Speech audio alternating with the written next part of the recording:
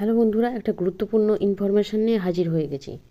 লোকসভা নির্বাচনের আগে যেখানে প্রত্যেকটা ডিপার্টমেন্টে বেতন বৃদ্ধির জন্য যে ঘোষণা করা হয়েছে, বিধানসভার বাজেটে যে ঘোষণা করা হয়েছে, সেখানে কিন্তু সকল চুক্তিভিত্তিক শিক্ষক, প্রশিক্ষক, শিক্ষাকর্মীদের বেতন কাঠামো চালুর আবেদনের জন্য মাননীয় মুখ্যমন্ত্রী সাথে দেখা করেছেন সকল চুক্তিভিত্তিক শিক্ষকের প্রতিনিধি দল, এবং সেখান থেকে কি আপডেট উঠে এসেছে সেটাই আপনাদের সাথে শেয়ার করছি।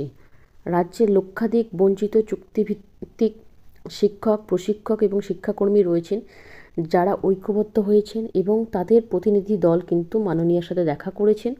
সকল এমএসকে, এসএসকে বিদ্যালয়ের শিক্ষক রয়েছেন, মাধ্যমিক ও উচ্চ মাধ্যমিক স্তরের যেসব চুক্তিভিত্তিক শিক্ষক রয়েছেন এবং প্রশিক্ষক রয়েছেন, পার্শ্ব শিক্ষক রয়েছেন, ভোকেশনালদের যেসব শিক্ষাকর্মী এবং শিক্ষক রয়েছেন, পৌরসভা বিদ্যালয়ের শিক্ষাকর্মীরা, মাদ্রাসার চুক্তিভিত্তিক শিক্ষক, শিক্ষাকর্মী এবং শিক্ষাবন্ধু রয়েছেন, স্পেশাল এডুকেটর রয়েছেন, একাডেমিক যে সমস্ত সুপারভাইজারগণ রয়েছেন, এবং যারা প্রায় 20 বছর ধরে প্রতিষ্ঠানের সাথে যুক্ত হয়েও তারা কিন্তু বঞ্চিত। তাদের না হয়েছে কোনো বেতন কাঠামো চালু, না হয়েছে তাদের কোনো রকম সরকারি থেকে বেতন বৃদ্ধি, কোনোটাই কিন্তু চালু হয়নি। তারা 4 দফা দাবি নিয়ে মুখ্যমন্ত্রীর সাথে দেখা করেন, যেখানে প্রথমেই ছিলেন চুক্তিভিত্তিক শিক্ষক, প্রশিক্ষক এবং শিক্ষাকর্মীদের যোগ্যতা অনুযায়ী যাতে বেতন কাঠামো চালু করা হয়, প্রত্যেকের জন্য অবসরকালীন সুবিধা প্রদান করতে হবে এবং চাকুরি শেষে 10 লক্ষ টাকা গ্র্যাচুইটি প্রদান করতে হবে। এটা ছিল দ্বিতীয় দাবি।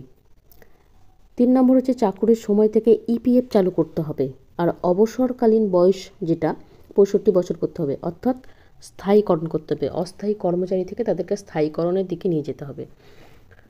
এটা ছিল এই 4 দফা দাবি, যেটা নিয়ে তারা মুখ্যমন্ত্রীর সাথে দেখা করেছেন এবং মুখ্যমন্ত্রীর সাথে তাদের বৈঠক হয় এবং আলোচনা হয়। এরপর লোকসভা নির্বাচনের আগে তাদের যাতে এই দাবিগুলো মেনে নেওয়া হয় এবং তাদেরকে যাতে একটা পজিটিভ রেসপন্স দেওয়া হয়, সেই নিয়ে কিন্তু আবারও তাদের সাথে বৈঠকে বসতে চলেছেন মাননীয়া, এবং তাদেরকে আরেকটি ডেট দেওয়া হয়েছে। সম্প্রতি খুব শীঘ্রই তারা আবার মুখ্যমন্ত্রীর সাথে আলোচনায় বসবেন এবং তাদের জন্য মুখ্যমন্ত্রী কী করতে পারেন বা তাদের স্থায়ীকরণ এবং বেতন কাঠামো চালু করতে কী উদ্যোগ নেয় সেটাই দেখার। সম্প্রতি বিধানসভার বাজেটে কিন্তু গ্রুপ সি থেকে গ্রুপ ডি কর্মচারীদের প্রায় 3,500 ও 3,000 টাকা পর্যন্ত বেতন বৃদ্ধি পেয়েছে।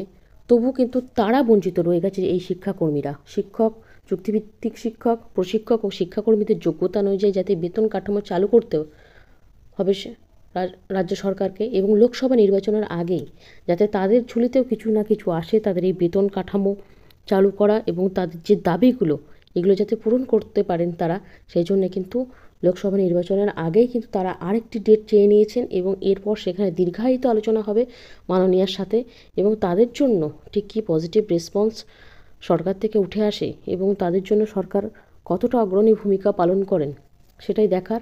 এবং পরবর্তীতে এই নিয়ে আরও আপডেট আসবে। এই আপডেটটাই ছিল। এটা খুবই ভালো বিষয় যে মুখ্যমন্ত্রীর সাথে তাদের বৈঠক হয় এবং তাদের দাবি দাওয়াগুলো তারা লিখিত আকারে জমা দিয়েছেন।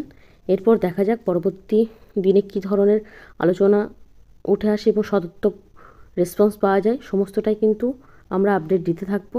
আজকের মতো এইটুকু। ভিডিওটা দেখার জন্য ধন্যবাদ।